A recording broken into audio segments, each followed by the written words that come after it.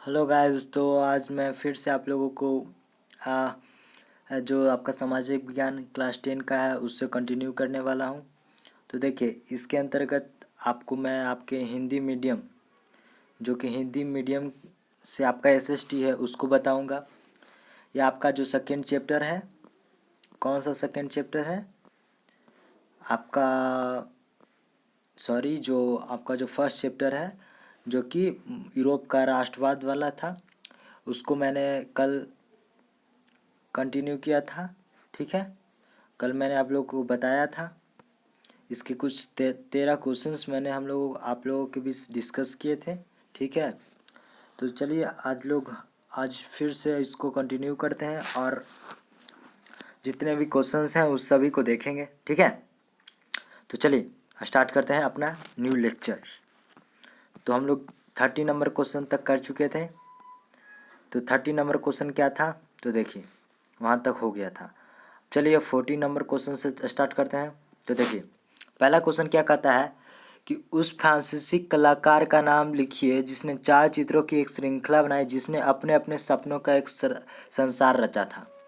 Means कि एक ऐसा कौन सा ऐसा चित्रकार था जो फ्रांस का था जिसने 4 चित्रों की एक श्रृंखला बनाई थी, जिसके अंतर्गत एक अपना ड्रीम का एक मतलब संसार रचा था कि उसका ड्रीम कैसा था। सॉरी, उसका ड्रीम के जो उसके ड्रीम में ऐसा प्रकार का वर्ल्ड होना चाहिए, उस चीज़ को दर्शाया था। ठीक है, तो इसका आंसर हो गया आपका फर्डिक सेरियो ने 4 चित्रों की एक श्रृंखला बनाई थी। आपके जो सैम्पल पेपर है उसमें भी दिए हुआ है, और ये जो आपके CBSE 2013 वाले में आ चुका है। तो इसे ज़रूर आप वीडियो को पॉज कीजिएगा और इसे लिख लीजिएगा। ठीक है, चलिए नेक्स्ट क्वेश्चन की ओर देखते हैं। नेक्स्ट क्वेश्चन क्या है हमारा, तो देखिए नेक्स्ट क्वेश्चन कहता है कि जो 1845 में सिलेसिया में बुनकरों का ठेकेदार के खिलाफ जो विद्रोह करने का मुख्य कारण क्या था। देखिए, हम लोगों ने जब NCERT बुक का सेकेंड पार्ट वाला, जिसमें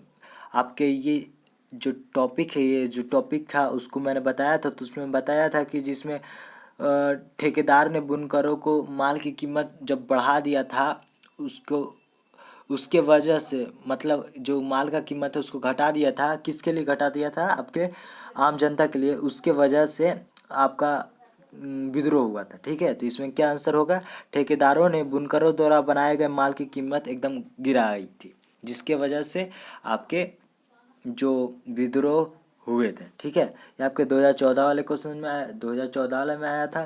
तो इसे ज़रूर आप लोग देखिएगा, ध्यान रखिएगा। ठीक है, नेक्स्ट क्वेश्चन क्या, नेक्स्ट क्वेश्चन देखते हैं। देखिए नेक्स्ट क्वेश्चन कहता है कि जो फ्रांसीसी क्रांतियों का मुख्य उद्देश्य क्या था। जो फ्रांसीसी क्रांति है उसका मुख्य उद्देश्य क्या था, तो इसका देखिए मुख्य उद्देश्य तो बहुत सारा चीज़ था। ठीक है, उसमें से एक प्रमुख था जो कि इस प्रकार से मैं बता दूंगा उसको। अभी उससे पहले मैं ये बता दूंगा कि आपको ये 2015 वाले में आया है, तो इसे ध्यान में रखना है। ठीक है, वीडियो को पॉज करके लिखते जाना है।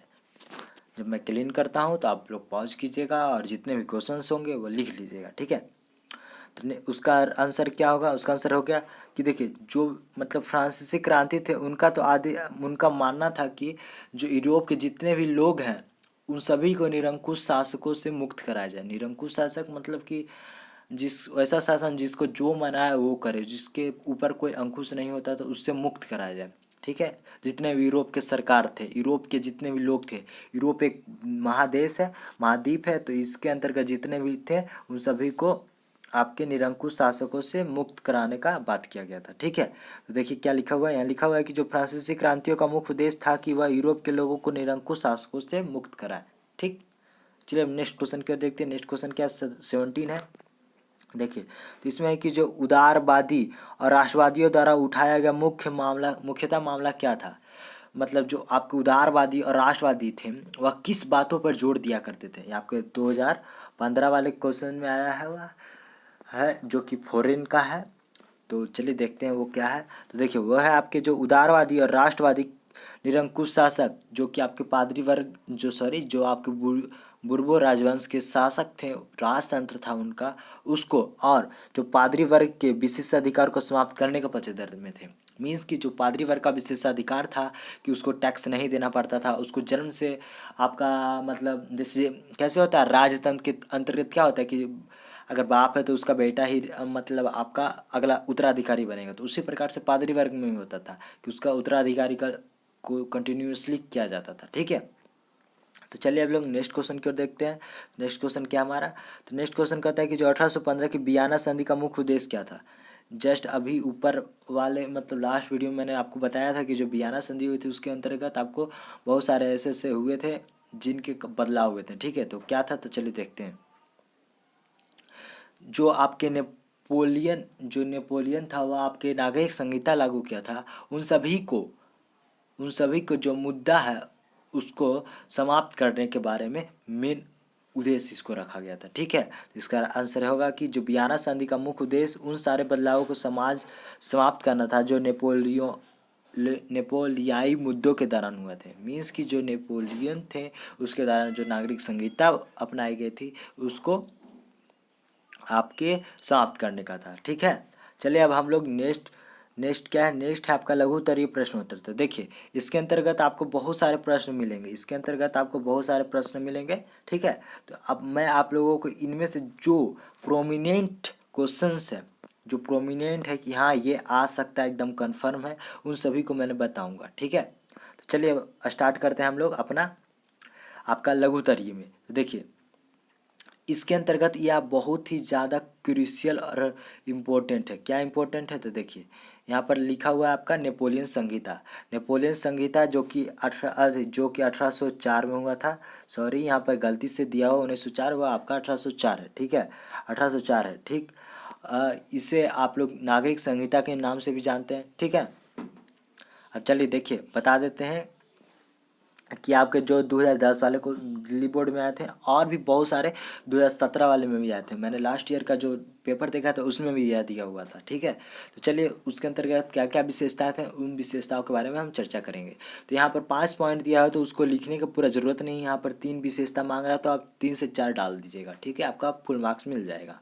तो देखिए प्रश्न इसमें प्रशासनिक क्षेत्र में नेपोलियन ने क्रांतिकारी सिद्धांतों का समावेश किया। मीन्स कि जो क्रांतिकारी थे, जो क्रांतिकारी का जो प्रभाव था उसको समावेश किया, उसके अंतर्गत लाया। क्या क्या था, तो नागरिक संहिता ने जो 1804 में नेपोलियन की नागरिक संहिता थी, जन्म के आधार पर विशेषाधिकार को समाप्त कर दिए गए थे। मीन्स कि जो जन्म पर जो भी विशेषाधिकार था कि हाँ अगर आप एक ऊंचे कुल में जन्म लिए हैं तो आपका बेटा जो होगा वो भी ऊंचा होगा, मतलब उसको भी एक अच्छा ओहदा मिलेगा। तो यह दूर कर दिया गया था, इसको समाप्त कर दिया गया था। ठीक है, अब नेक्स्ट क्वेश्चन है, नेक्स्ट क्या है आपका, तो नेक्स्ट है देखिए कानूनों के समक्ष बराबरी का दर्जा प्रदान किया। मीन्स कि सभी को ऑल राइट्स मिला। ठीक है, सभी को समान अधिकार मिला। ठीक है, जैसे हम लोग का मौलिक अधिकार है ना सभी को समान अधिकार मिलने का, तो उसी प्रकार से जो कानून है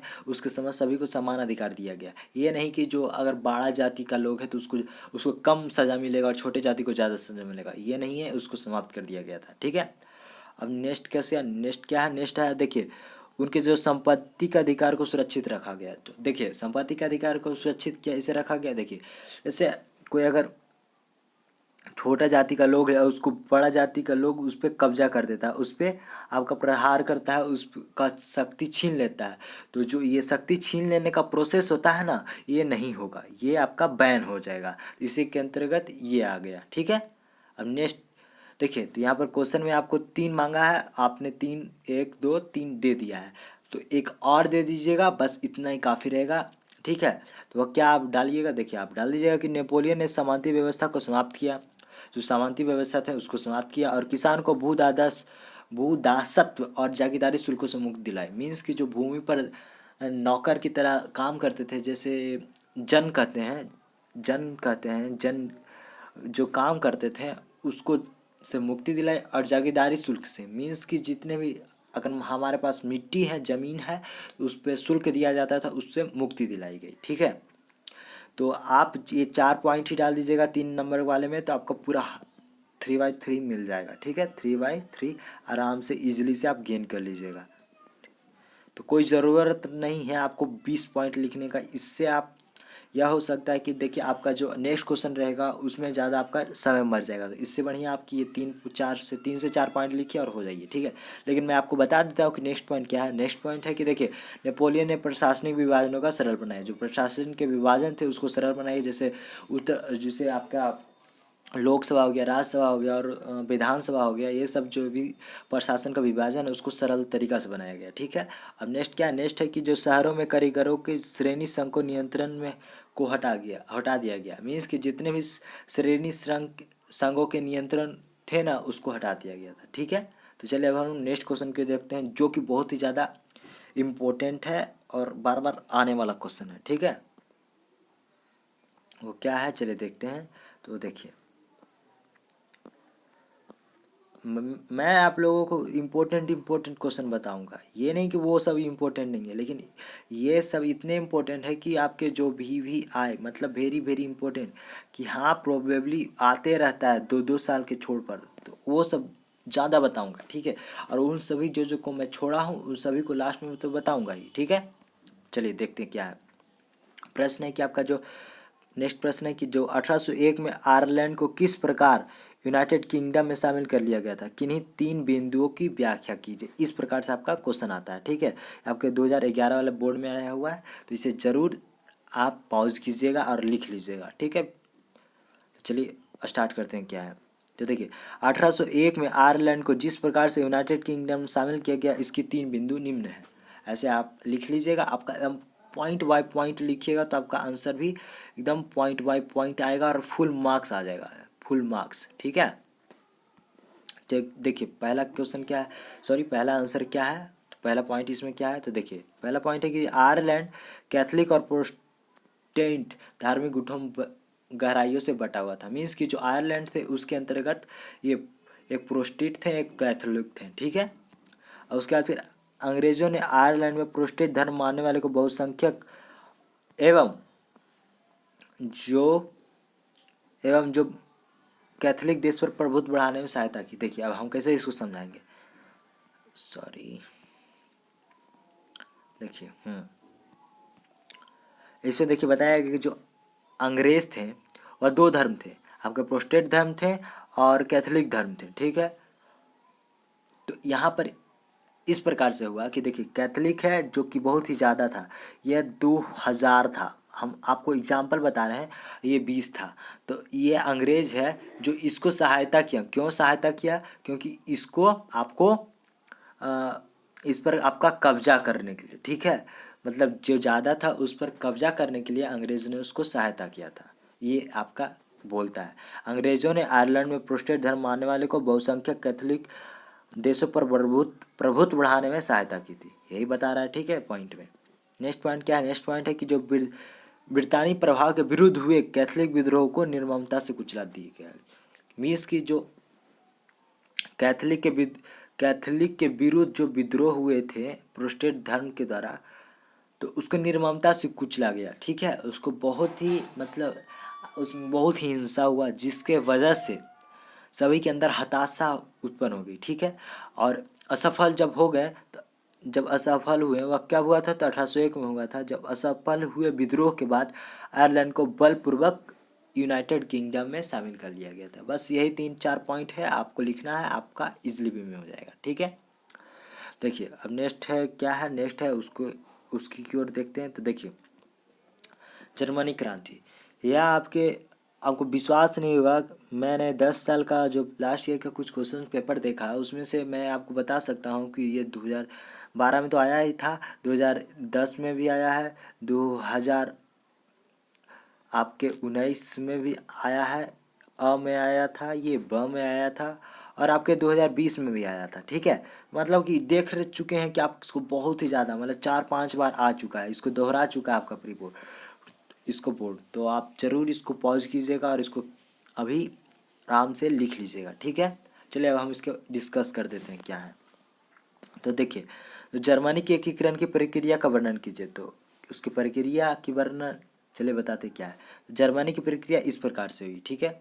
तो राष्ट्रीय भावनाओं मध्यवर्गीय जर्मन लोगों में पूरी तरह से व्याप्त थी। मीन्स की जो जितने भी मध्य वर्ग के लोग थे उसके अंतर्गत राष्ट्र के ऊपर भावना थे, राष्ट्र प्रेम थी, ठीक है, राष्ट्रवाद की भावना थी, ठीक है। उन्होंने जर्मन महासंघ को विभिन्न इलाकों को जोड़कर एक निर्वाचित संसद शासित राज्य बनाने का प्रयास किया था। जो आपके मध्यवर्गीय जर्मन के लोग थे, जो जितने भी जर्मन के अंतर्गत बहुत सारे इलाके आते थे, जैसे आपके जस्ट एग्जांपल ले रहे हैं आपके भारत के रूप में, ठीक है। जैसे आपका हो गया भारत में ये आपका असम हो गया, या आपका बिहार हो गया, झारखंड हो गया, आपका उत्तर प्रदेश हो गया, गुजरात हुआ, तो इस सभी को मिलाकर एक बनाने का जो फैसला लिया था, इन सभी को एक आपके निर्वाचित सदस्य संसद, एक निर्वाचित संसद बनाने का प्रयास किया गया था, ठीक है। यहाँ पर यही बता रहे निर्वाचित संसद द्वारा शासित राज्य बनाने का प्रयास किया था। एक निर्वाचित संसद था जिसके अंतर्गत चुनाव होता था, उसके द्वारा एक शासन बनाया जाने का प्रयास किया था, एक शासन, ठीक है, शासन। चलिए नेक्स्ट पॉइंट की ओर देखते हैं। नेक्स्ट पॉइंट क्या है, ये सब देखिए पॉइंट वाइज लिखिएगा ना तो आपका आंसर एकदम फुल मार्क्स में मिल जाएगा। और एनसीईआरटी बुक से अगर आप एक एक पॉइंट उठाइएगा ना तो आपको जो चेकर्स होंगे ना वो सिंपल सा देखेंगे कि हाँ ये यहाँ पर ये दिया हुआ, यहाँ पर राजशाही फोसी ऑटो बॉन विस्मार्क का उल्लेख है, मीन्स कि एनसीईआरटी बुक से बच्चा पढ़ा है तो उसको फुल मार्क्स दे दो, ऐसा होता है कॉपी चेक, क्योंकि बहुत सारे का चेक करना होता है, ठीक है। तो नेक्स्ट पॉइंट की ओर देखते हैं। नेक्स्ट पॉइंट क्या है, देखिए नेक्स्ट पॉइंट है कि जो राष्ट्र निर्माण की यह उदारवादी पहल राजशाही और फौज की ताकत ना मिलकर दबा दी, ठीक है। देखिए क्या बोलता है कि जो आपके जो ये मध्यवर्गीय जर्मन लोगों की तरह जो आपके इलाके में एक निर्वाचित संसद द्वारा शासक बनाने का प्रयास किया गया था, उसको राजशाही मतलब कि राजाओं और फौज के द्वारा दबा दिया गया, उसको आपको सप्रेस किया गया, उसको दमित किया गया, ठीक है। नेक्स्ट है क्या है, नेक्स्ट है कि जो प्रसा ने राष्ट्रीय एकीकरण के आंदोलन का नेतृत्व संभाला। जो प्रसा एक देश था, प्रसा एक राज्य था जो कि जर्मनी में था, उसको राष्ट्रीय एकीकरण का मतलब राष्ट्र जो जर्मनी है उसको जोड़ने का छोटा में जोड़ने का एक आंदोलन संभाला, ठीक है। उसके प्रमुख मंत्री थे आपके ऑटो वॉन बिस्मार्क। ये एकदम ध्यान में रखना है कि जो प्रसा के मुख्य प्रमुख मंत्री थे उसके नाम था ऑटो वॉन बिस्मार्क, इस प्रक्रिया के उसका जनक थे। जो ऐसा भी क्वेश्चन आता है 1 नंबर वाले क्वेश्चन की, जो जर्मनी के एकीकरण हुआ था उसके जनक कौन थे, तो आपके ऑटो वॉन बिस्मार्क थे, ठीक है। उसने प्रसा की सेना और नौकरशाही की मदद ली थी। जो प्रसा की सेना थी और उसके नौकरशाही थे उसकी मदद के द्वारा हुआ था। 7 वर्ष के दौरान 3 युद्ध में प्रसा की जीत हुई। जो आपके जो ये ऑटो वॉन बिस्मार्क थे उन्होंने मतलब सेना और नौकरशाहों की मदद से 3 युद्ध जीता 7 साल में, ठीक है। और इसी प्रकार यहाँ ये तीनों को जीत लिया, तो एक आपका राष्ट्र का निर्माण हुआ, एकीकरण की प्रक्रिया पूर्ण हुई, ठीक है। वो आपका जर्मन कहलाया, ठीक है। तो क्वेश्चन आपको आता है कि जर्मन के आपके एकीकरण का जो जनक थे वो कौन थे, तो आप उसको ऑटो वॉन बिस्मार्क डालिएगा, ठीक है। तो इसमें बोला गया कि 7 वर्ष के दौरान 3 युद्धों में प्रासा की जीत हुई और एकीकरण की प्रक्रिया पूरी हुई। फिर जनवरी 1831 में वर्साय में, यहाँ वर्साय लिखा हुआ है, वर्साय, ठीक है, वर्साय एक प्लेस का नाम है, तो वर्साय के संधि हुई थी, तो उसी प्रकार से वर्साय एक प्लेस का नाम है, ठीक है। वर्साय एक महल है, ठीक है। तो वर्साय में हुए एक समारोह में प्रसा के राजा विलियम प्रथम को जर्मनी का राष्ट्र घोषित किया गया। तो क्वेश्चन ये भी पूछता है कि जो जर्मनी के प्रथम राजा सम्राट कौन थे, तो उसका नाम था आपका प्रसा के राजा विलियम प्रथम, ठीक है।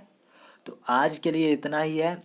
मैं आपको नेक्स्ट वाले में इटली का एकीकरण बता दूंगा और आपके बहुत सारे ऐसे जो इम्पोर्टेंट क्वेश्चन है जो कि आते रहते हैं, जैसे कि यहाँ 2012 में आया, 2013 में आया, और इसमें मैंने बताया कि 2000 आपको आपके 19 में भी आया था, 20 में भी आया था और 11 वाले में भी आया था। तो इसी प्रकार से जितने भी रहेंगे आपको मैं बताते चलूँगा, ठीक है। तो वीडियो अगर अच्छा लगा हो तो लाइक कीजिएगा, सब्सक्राइब कीजिएगा और शेयर ज़रूर कीजिएगा।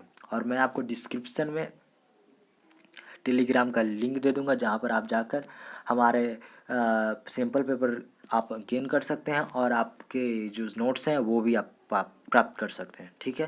Thank you.